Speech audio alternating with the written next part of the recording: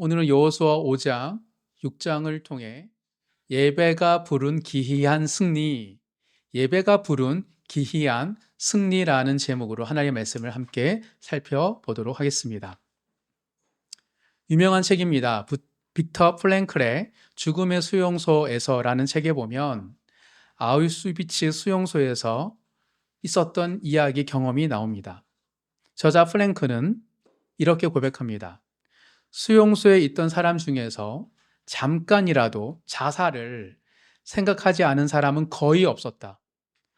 그러나 나는 처음 도착한 날 밤 절대로 고압 전류가 흐르는 철조망에 몸을 던지지 않겠다고 다짐했다. 왜냐하면 가끔씩 밤마다 사람들이 자살하고 싶어서 철조망에 몸을 던졌던 것 같습니다. 그래서 그것이 자살하는 방식이었어요.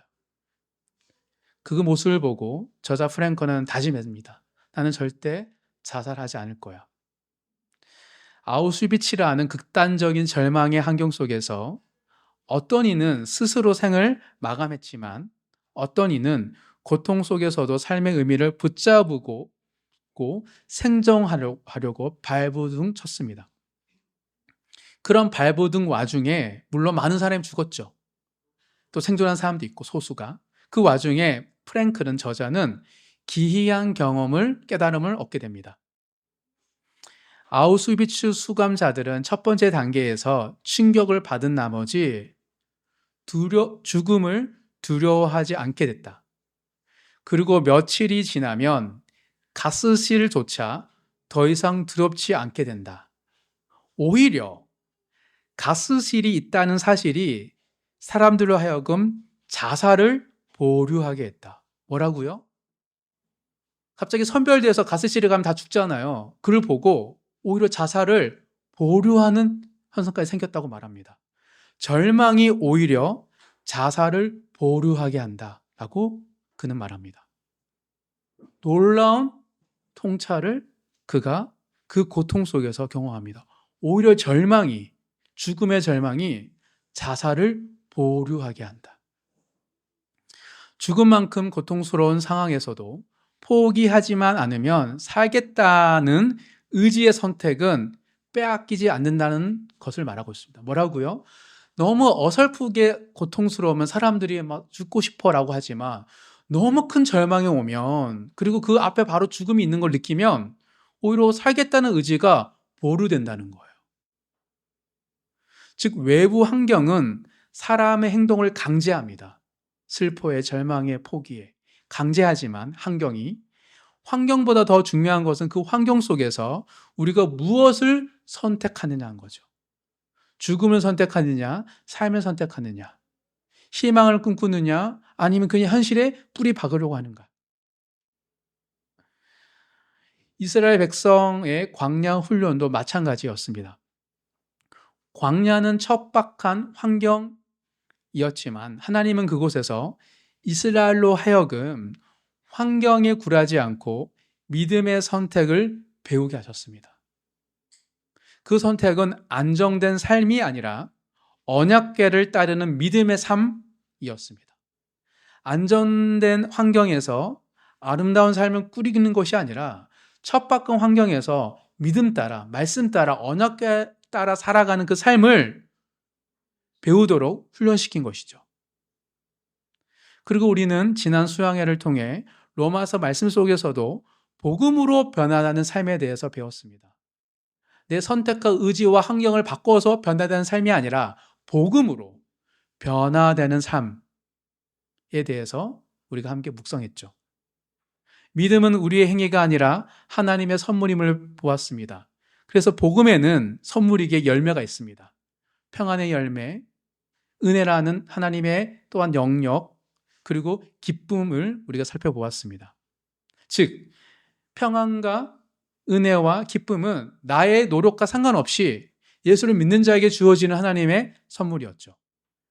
그리고 동시에 복음을 받은 자들은 영적인 책임이 생기게 되었음을 살펴보았습니다. 복음 안의 자유를 허락받은 성도는 그 자유를 하나님 나라를 책임있게 감당하는 그 부르심에 순종할 때 더 큰 하나님의 나라를 누릴 수 있다는 사실을 알게 되었기 때문입니다. 즉 자유와 책임 사이에 선택할 수 있는 것이 그리스도의 삶이라고 살펴보았습니다. 따라서 성도의 삶은, 구원을 선물로 받은 성도의 삶은 필연적으로 하나님의 은혜와 그 승리로 점철된 삶이 성도의 삶입니다. 나의 노력과 상관없이 하나님 나라이기 때문에 하나님의 은혜, 하나님의 승리가 가득한 것이 성도의 삶입니다. 그런데 왜 이런 질문이 생기죠? 왜 우리의 삶 속에, 나의 삶 속에 그런 하나님의 기이한 승리가 자주 있지 않을까? 아니면 있었나 생각이 될까? 제가 신앙생활을 하고 또 목회자로 살면서 하나님이 이렇게 하나님의 나라를 볼 수 있는 기회를 많이 주셨잖아요. 때로는 문지기로서, 때로는 돌봄으로써. 그래서 저희 삶 속에서도 하나님 그렇게 승리한 걸 많이 있지만 그렇게 많이 있었나라는 질문이 던져질 때마다 옆에 있는 지체들을 볼 때 하나님 정말 일하시는구나, 그것을 많이 보았습니다. 그런데 정작 당사자들은 모르더라고요. 분명히 기도해서 응답받았는데 응답받아도 그 다음에 헤쳐나갈 일이 있으니까 근데 그런데 또 이런 얘기를 하더라고요. 그러면서 참 사람은, 나도 그랬고 많은 사람들은 하나님이 기이한 승리를 경험했지만 금방 그것을 까먹고 또다시 불안과 염려 속에 살아가는구나. 하나님 은혜를 안 베푸신 것이 아니라 하나님의 승리가 있는데 그것을 본인들이 누리지 못하는구나라는 것을 깨닫게 되었습니다. 즉 기이한 승리를 우리가 자주 경험하지 못하는 것처럼 느끼는 이유는 내 힘으로 싸우려고 하고 내 감정대로 모든 것을 해석하고 그리고 하나님을 예배하는 예배자의 태도를 잃어버렸기 때문입니다. 주로 어떤 사람들이 하나님 승리를 못 보냐면 제가 볼 때는 은혜가 있거든요. 불만과 불평이 많은 사람들이 하나님의 기이한 승리를 자주 누리지 못하더라고요. 그래서 얘기하다 보면 맞아요. 그런 적 있었죠. 맞네, 하나님 은혜네요 라고 얘기를 해요. 그래서 주위에서 나눔과 돌봄이 필요합니다. 오늘 본문은 여리고 성 앞에 선 이스라엘을 통해 이것이 분명하다는 사실임을 보여주고 있습니다. 예배자의 태도가 하나님의 기이한 승리를 불러온다는 사실입니다.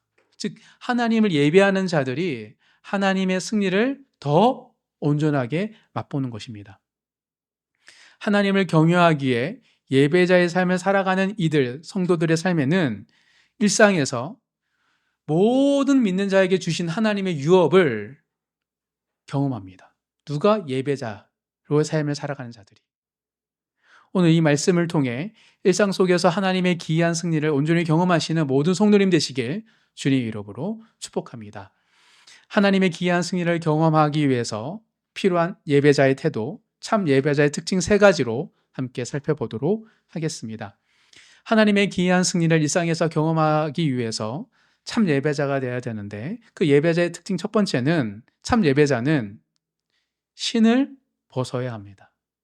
자신의 신발을 벗어야 합니다. 여호수아는 이제 막 요단강을 건너 약속의 땅에 발을 디뎠습니다. 그러나 눈앞에는 난공불락의 여리고성이 버티고 있었습니다. 고성이에요. 오래됐습니다. 사해 인근에 소금이 나오는 곳에서 한 성이 침략당하고 방어하는 수백 년, 수천 년을 견뎠던 고성이거든요. 그러니 성벽이 두터워요. 그래서 고고학적인 발표로 보면 내성과 외성 사이에 집들이 있었대요. 처음에는 내성이 지었겠죠. 그러다 보면 또 붙고 해서 내성과 외성 사이에 마차가 지나질 정도로 위에 밑에 사람들이 살고 있을 정도로 두통 그 성벽을 가진 것이 여리고 성이었습니다. 난공불락이죠. 여호수아는 장수로서 또 지도자로서 긴장과 두려움 가운데 여리고 성으로 나아갑니다. 방법이 없어요. 어떻게 그것을 함락할지. 13절 다 같이 5장 13절 다 같이 읽겠습니다. 여호수아가 여리고에 가까이 이르렀을 때에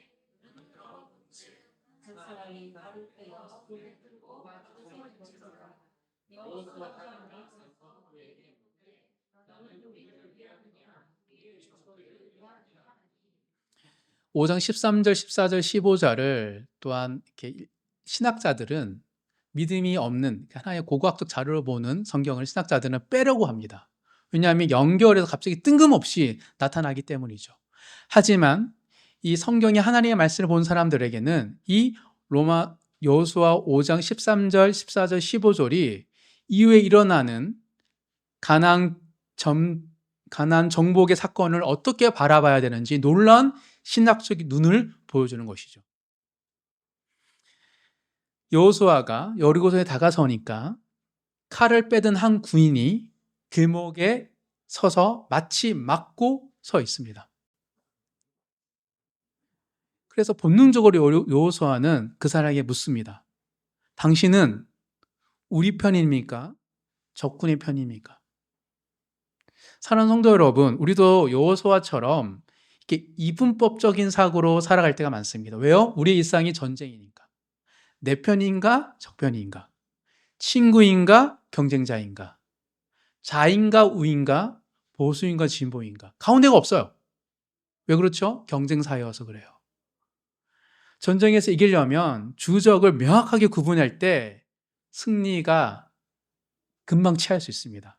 승부의 열쇠는 적인가 악인가를 빨리 판단하고 외교를 통해서 그것을 바꾸는 것이 빠른 승리의 열쇠이죠. 그래서 우리 살다 보면 지나치게 사람을 볼 때도 이렇게 친구와 적으로 막 나누려고 해요. 회사에서도 친구를 사귈 필요 없어 막 이런 식으로 모든 내가 살고 있는 세상을 경쟁이기 때문에 전쟁터로 바라봐서 주적으로 보는 것이죠. 여호수도 마찬가지입니다. 지금 전쟁을 치러야 되잖아요. 칼을 빼들고 있으니 우리 편이야 적군 편이야 라고 묻는 거죠. 그런데 그 질문한 여호수아에게 놀라운 답변이 돌아옵니다. 14절 15절 읽겠습니다. 그가 이르되 아니라 나는 여호와의 군대 대장으로 지금 왔느니라 하는지라. 여호수아가 얼굴을 땅에 대고 엎드려 절하고 그에게 이르되 내 주여 종에게 무슨 말씀을 하려 하시나이까? 여호와의 군대 대장이 여호수아에게 이르되 내 발에서 신을 벗으라. 내가 선 곳은 거룩하니라 하니 여호수아가 그대로 행하니. 여호수아의 질문은 우리 편이냐 적 편이냐였지만 그 질문을 들었던 하나님 군대 대장의 대답은 아니다. 나는 너의 편도 하나님의 적의 편도 아니라 하나님의 편에 군대 대장으로 지금 왔다라고 말을 합니다. 즉 하나님은 어느 편에 서시는 분이 아닙니다. 근본적으로. 자꾸 우리가 예수를 믿고 나름 신앙생활 했다고 하나님 내 편이라고 자꾸 생각할 때가 있는데 아닙니다. 하나님은 누구 편에 서신 분이 아니죠. 우리가 하나님의 편에 서야 할 존재입니다. 그것을 정확하게 누가? 여호와의 군대 대장이 여호수아에게 말을 하고 있습니다. 그 대답을 듣는 순간 여호수아는 땅에 엎드려 예배자의 자세를 취합니다. 그리고 질문을 바꿉니다. 내 주여 총에게 무슨 말씀을 하시나이까? 이제서야 여호수아가 바른 질문을 하게 된 것입니다. 그리고 하나님은 그런 여호수아에게 군대 대장을 통하여서 첫 번째 명령을 주시죠. 내 발에서 너의 신을 벗으라. 네가 선 곳은 거룩하니라. 여리고성이 거룩한 건 아니겠죠? 심판하러 가는 거니까. 그럼 왜 이 땅이 거룩합니까? 하나님이 계시기 때문에. 너의 싸움이 아니다. 이것은 나의 싸움이다. 그러니 너가 신을 벗어라. 사랑하는 성도 여러분, 신을 벗는다는 것은 단순한 행동이 아닙니다. 내 힘, 내 방법, 내 자존심을 다 내려놓는다는 뜻이죠. 그래서 나의 권리를 포기할 때 신발을 벗어서 다른 사람에게 던지는 거예요. 나는 내 권리를 포기할게. 그게 이스라엘 문화 속에 있었습니다. 신발은 나의 정체성이죠. 즉, 다 내려놓는다는 거예요.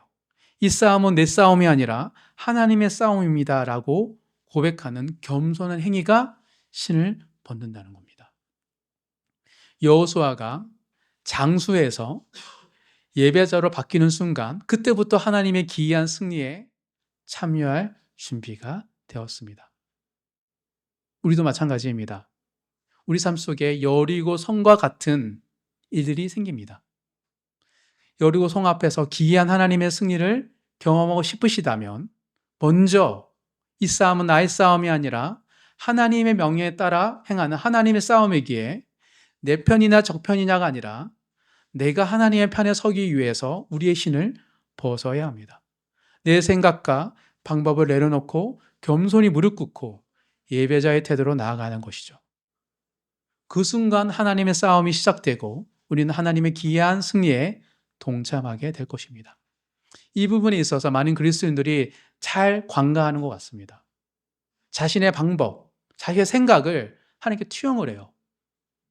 그걸 안 들어주면 하나님을 막 책임을 전가하고 하나님은 사랑이 없다 그래요. 이미 그 순간 하나님이 기이한 승리를 못 경험하는 거죠. 왜요? 겸손하게 자기 신을 내어놓지 못했기 때문이죠. 누구에게? 여호수아에게 하나님이 명하였습니다. 이곳은 거룩한 땅이니 네 신을 벗으라. 하나님 앞에 겸손히 나아가시는 모든 성도님 되시길 주님으로 축복합니다. 이게 예배자의 첫 번째 특징입니다. 두 번째, 하나님의 기이한 승리를 경험하는 참 예배자의 특징 두 번째는 참 예배자는 입을 닫아야 합니다. 신을 벗을 뿐만 아니라 입을 닫아야 하죠. 여호수아와 이스라엘 백성들은 이제 여리고 성 앞에 섰습니다. 신을 벗는다고 갑자기 여리고 성이 무너지는 게 아닙니다. 우리 현실은 그대로예요. 겸손하더라도 견고한 성 앞에 섭니다. 하나님께서 그들에게 놀라운 전략을 주십니다. 놀랍습니다. 왜요? 너무 터무니없기 때문에. 그 전략은, 하나님 주신 전략은 전쟁의 전술이 아니라 오히려 예배적인 행위에 가깝습니다. 6장 1절부터 5절 다시 한번 읽어보도록 하겠습니다. 6장 1절부터 5절입니다. 다 같이 읽겠습니다. 이스라엘 자손들로 말미암아 여리고는 굳게 닫혔고 출입하는 자가 없더라.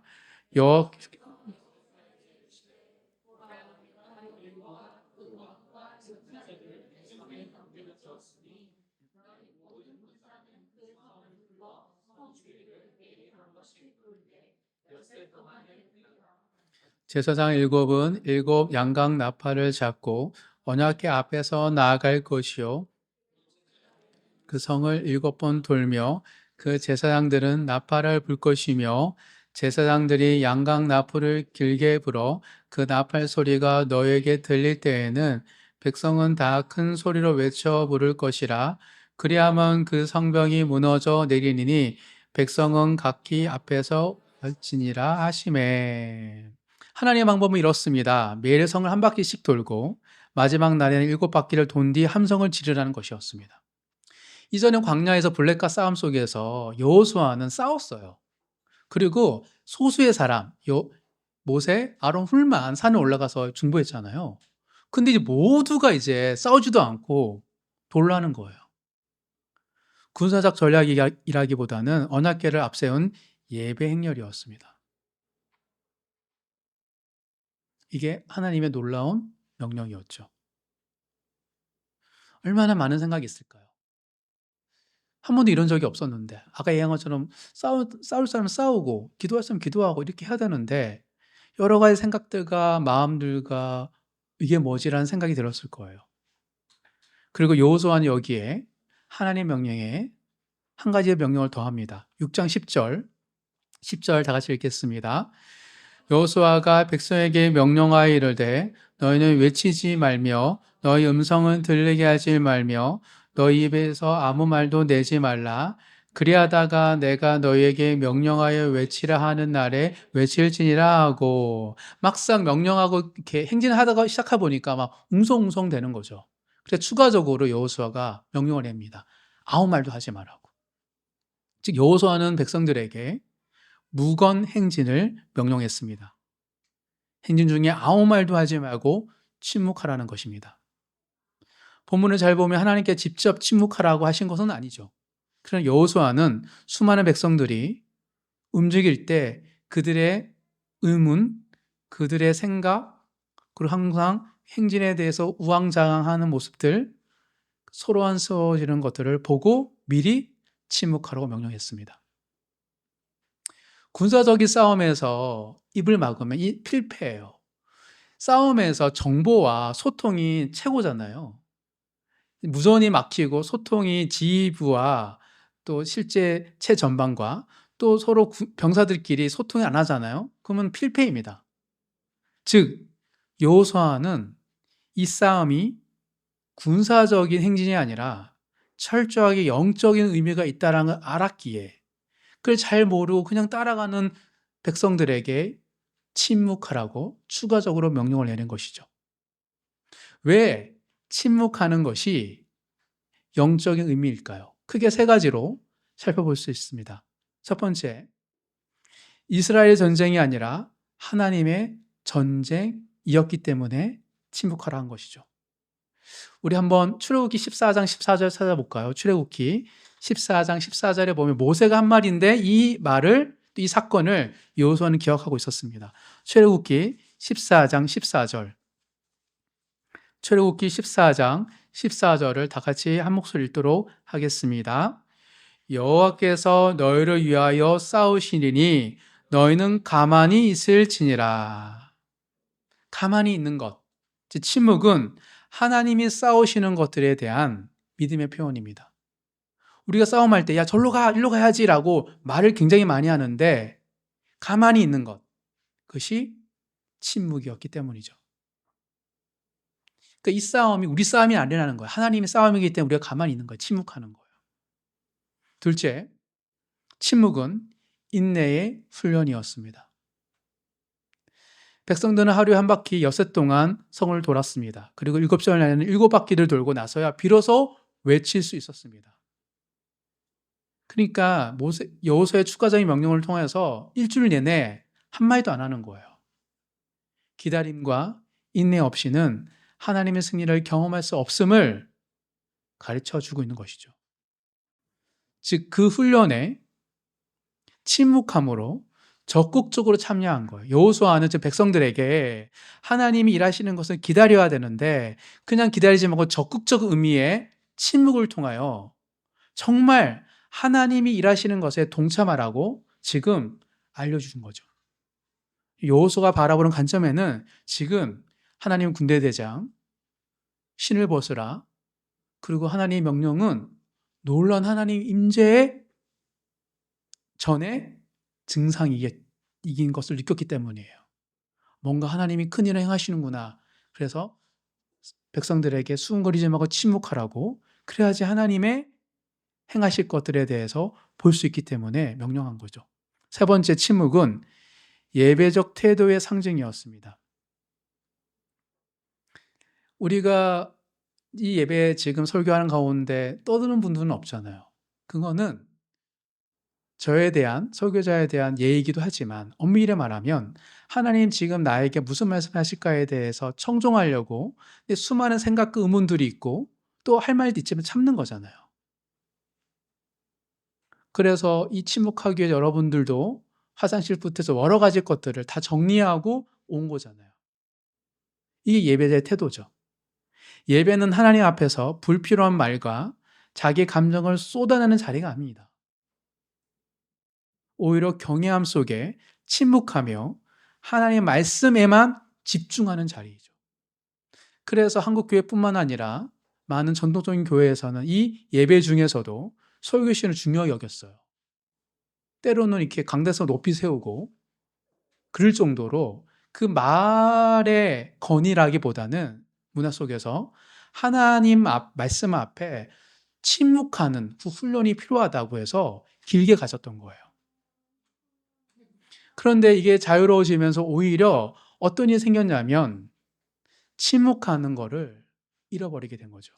즉 예배자의 태도는 내 생각을 하나님께 막 투영하는 것이 아니라 하나님의 말씀 앞에 내가 머무는 건데 그걸 못하는 현상이 일어난 거죠.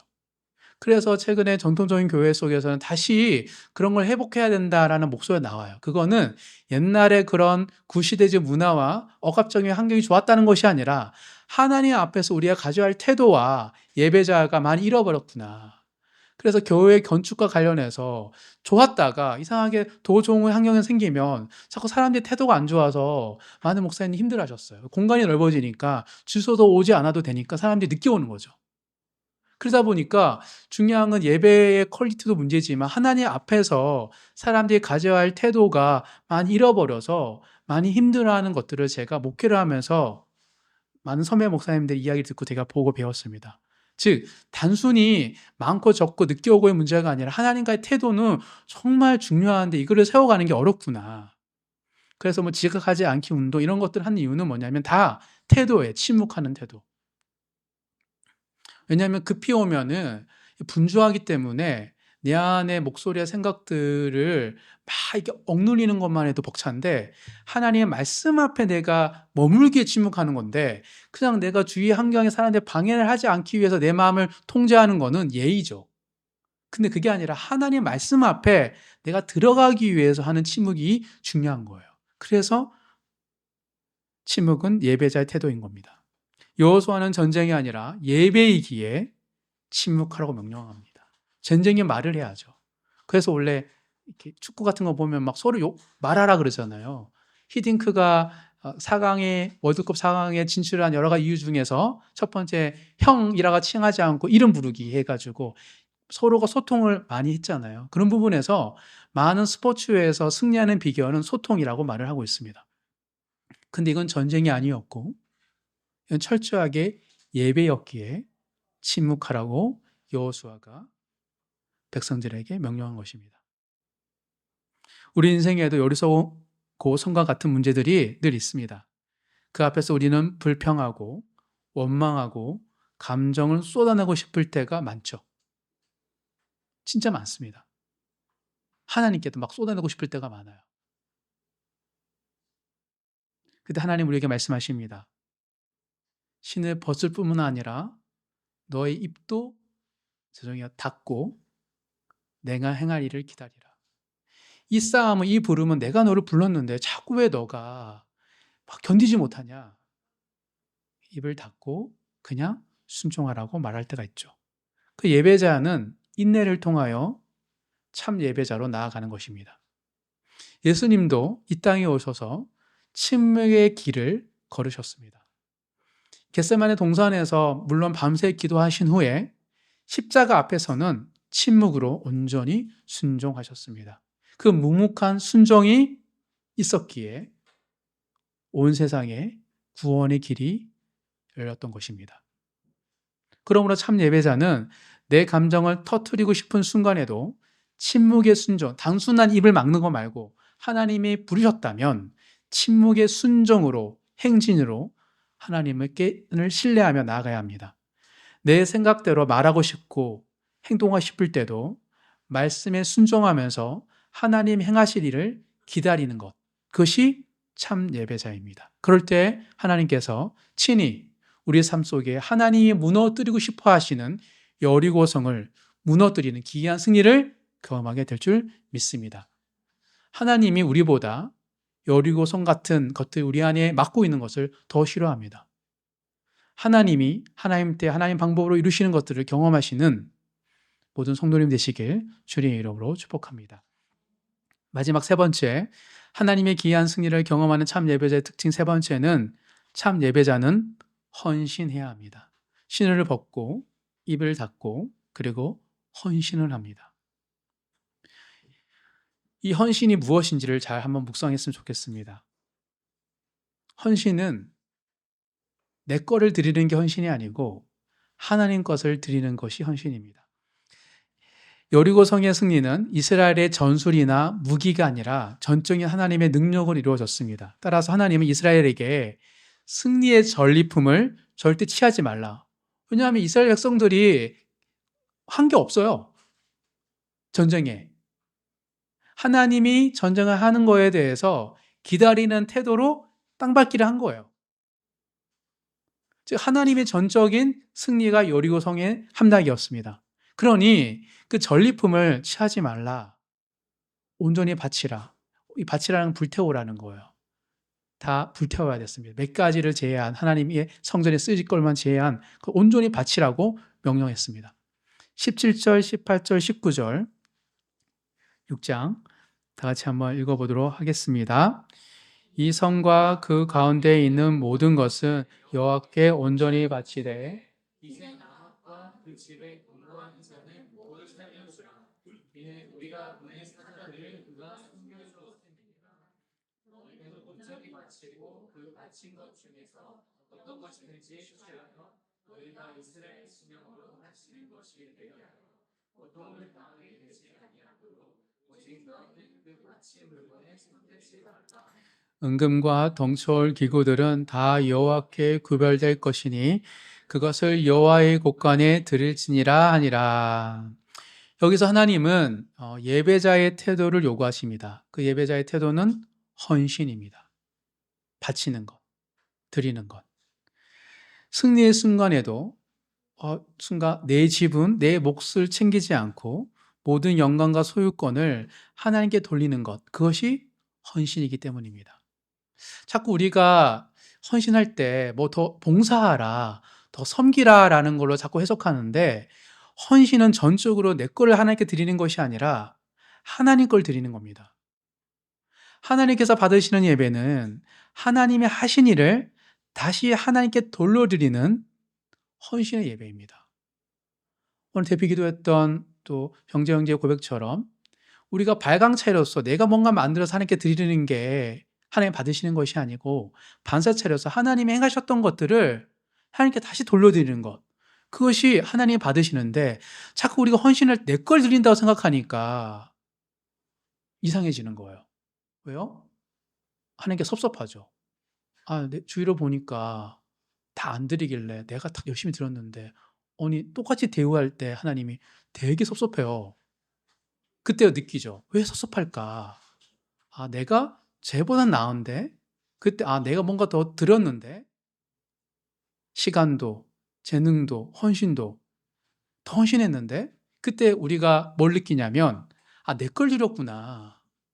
내 시간, 내 젊음. 그러니까 화가 나는 거예요. 섭섭하고.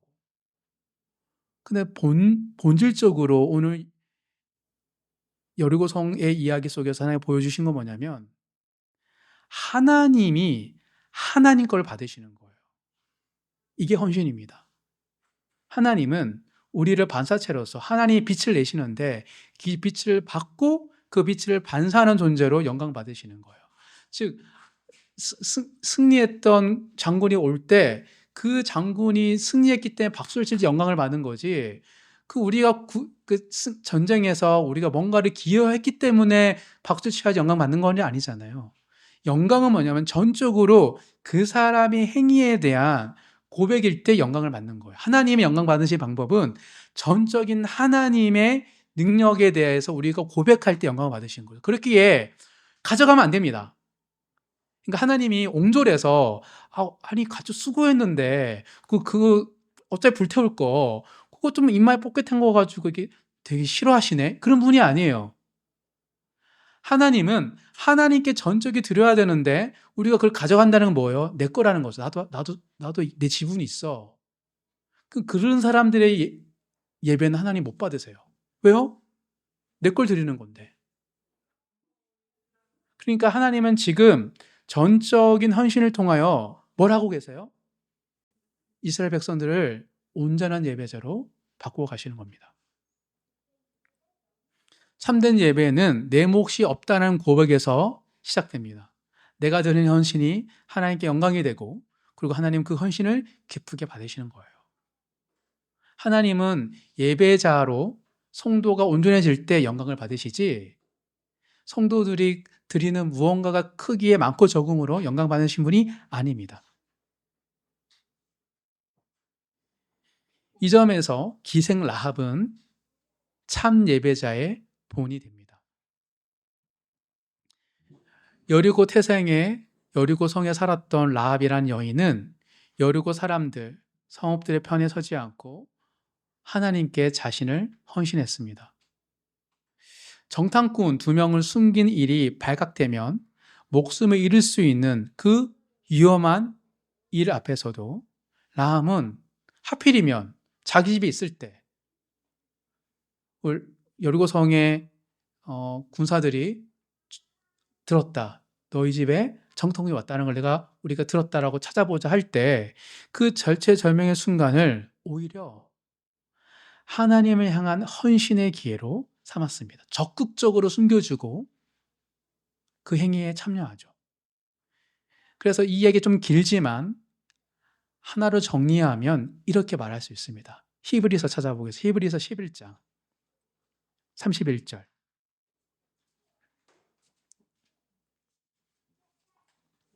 히브리서 11장 31절 한 절을 찾아보겠습니다. 읽어보겠습니다. 히브리서 11장 31절 한 절 다 같이 읽겠습니다. 믿음으로 기생 라합은 정탐꾼을 평안히 영접하였으므로 순종하지 아니한 자와 함께 멸망하지 아니하였도다. 기생 라합의 선택이 민족을 배신한 인건가 아니면 그와 그의 가족만 살고 싶어하는 선택이었나? 기생으로 천대받던 인생에 한이 맺혀가지고 그 자기를 이렇게 만든 세상에 대한 어떤 절연이었나 라는 식으로 많이 해석할 수 있으나 히브리서도 그리고 라합의 고백을 보면 하나님의 믿음에 대한 고백을 해요. 두려워 떠라고 합니다. 그래서 자기 집에 온 것도 그 모든 가정에 하나님의 섭리가 있음을 믿고 기생하면 그 짧은 시간에 하나님께 전적인 헌신을 합니다. 즉 내가 이 정탐꾼을 구해줬기 때문에 승리할 수 있었어라고 자기 기여를 말하는 것이 아니라 하나님이 승리할 건데 나한테 구원의 길이 열렸구나 하는 마음으로 헌신한 거죠. 그 결과 라합의 헌신은 결국 라합의 족보에 누가 들어가요?